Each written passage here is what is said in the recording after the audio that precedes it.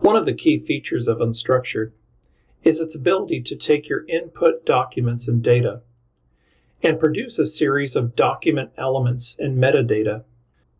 The process that Unstructured uses to produce these document elements and metadata is called partitioning. Let's take a look at the different partitioning strategies that Unstructured uses and the differences between each of them. In most cases, Unstructured recommends that you choose the auto-partitioning strategy. With this strategy, Unstructured decides which partitioning strategy to use depending on a particular document or page type. The other partitioning strategies that are offered include VLM, high-res, and fast. If you know that all of your documents fit into one of the following categories, then you should go ahead and pick that strategy. But again, in most cases, choosing auto will give you the most flexibility and let Unstructured do the optimizations for you at runtime. For VLM, Unstructured uses the highest quality transformation for the following file types. High-res is for all other supported file types and for the generation of bounding box coordinates. And finally, fast should be used only for text-only documents. To really see the differences between these various partitioning strategies, we've taken a series of PDF files and done some partitioning for you to show you what happens. For example, if we use the fast partitioning strategy on a PDF file that contains more than just text, you'll see that while we're able to get the page number and the text for the figure caption, nothing is generated for the picture itself.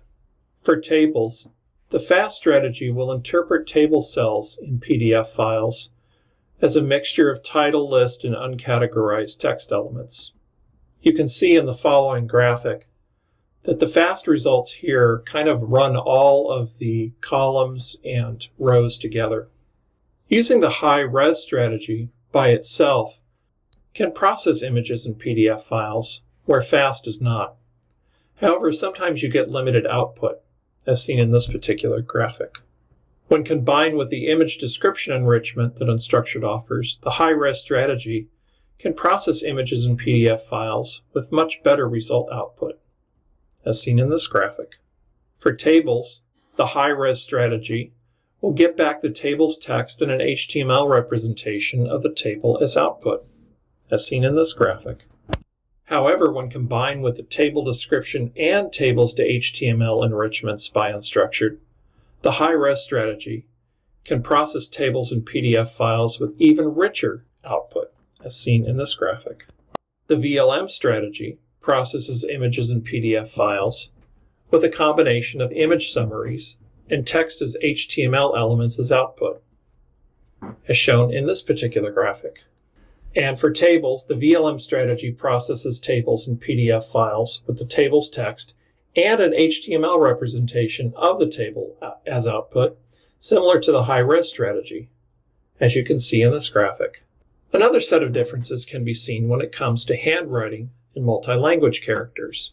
As you can see in the following graphic, the fast strategy, you'll see that it produces what are equivalent to error codes.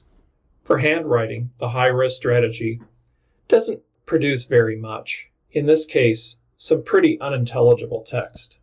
The high-res strategy for multi-language characters produces pretty unusable results as well. However, the VLM strategy can produce great results for handwriting, as you can see in this image.